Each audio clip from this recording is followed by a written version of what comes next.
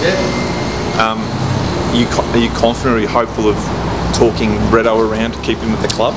Oh, look, I think so. I think it's something that's crept up on some people here. I'd like to think we've got the avenues to be a problem-solving environment at the footy club, so I'd like to think all our issues we have, on-field, off-field, whatever, they can be resolved, so we're hopeful of that. Did it take you by surprise? Yeah, parts of it did, parts didn't, because there's still lots of things of our football club that need to improve. I mean, we've made a lot of changes, particularly off the field, and that sometimes can make players a bit nervous and what's going to happen in the future and things like that, but all I can say is it's going to be a better place, the footy club, for it. Do you fear like another exodus like what happened 2 years ago? Well, we don't really, because all our players are contracted, so no. We feel the changes that will be made will make everything, a lot better on the field, off the field, new fitness staff. We're just going to be a better place. We're going to get better and better. As Lee Matthews said, it's a bit of change going on, and the players just have to keep the faith in what we're doing. What's been the response to that Lee's address last week? Well, I think pretty good, but you never know. I mean, what gets told to me, what gets told to you, and what gets told to everybody, you never know, do you, Davo? But I think it's been pretty good. Lee's a very strong leader of our football club. Greg Swan, great CEO as well. So we're very confident we've got the people and the background to lead the club to success. Why do you think Jack was out then? Oh, look, and as he mentioned yesterday, in a nutshell, he feels like his footy's gone stale. That he thinks there's more improvement in him, and look, I guess we agree with that, but we still think it's here. We still think we can get the best out of him here. So it's just a matter of proving that to Jack, keeping in touch with him and making sure that we're doing the best we can to keep him and show his best footies here. Justin, how do you describe your relationship with Jack? I think good. I mean, I keep every text message I've got a whole ream of them throughout the whole year with him, and I look back through them all and they're all okay to me. So I wouldn't say any of my relationship with the players poor. So yeah, varying degrees of relationships with every people in your life, I know, but I wouldn't say it's a poor relationship at all. Has it taken you aback, the criticism that has come out through these sources?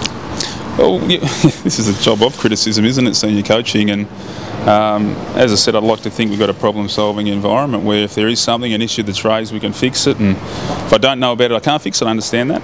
That's why I need good people around me and around the football club to make sure we have good problem-solving people around us. So, and we think the footy club's going to provide that and be better for that in the future. We're going to have some great players coming into our organisation too. We're going to have 3 or 4 also coming through our doors, not just through the draft. So, there's been a lot of really good work done in the background.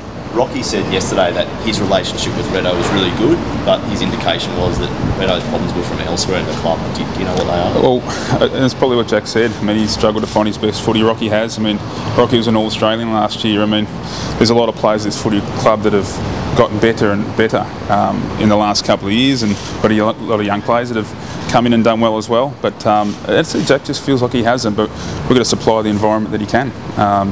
And it's good that it's been raised. I want things to be fleshed out, and we find a solution. That's what it's about. Has it forced you to player management? Your percentage of the job that you're doing, is it tough to do? Is it a hard job to do? We've got 47 players and 10 staff. There's a lot of people there to manage, and you try and keep on top and make everyone happy, and at times things are going to slip through the crack, and I need assistance as much as anyone to build those relationships and keep them. So all the external people are important, parents and managers and all those people to help. So yeah, so it's certainly a job you can't do on your own, that's for sure. Have you had to change your style at all? You play tough, coach tough, sort of. Does it have to change at all?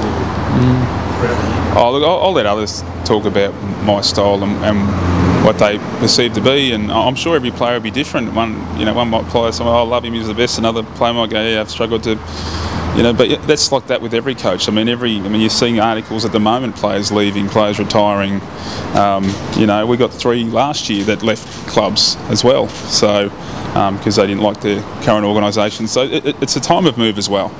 So a part of it, we can get caught up in the hysteria of it, but we want to fix the problems and keep the people we want to keep, which we've done pretty well over the last couple of years, and Jack's one of those.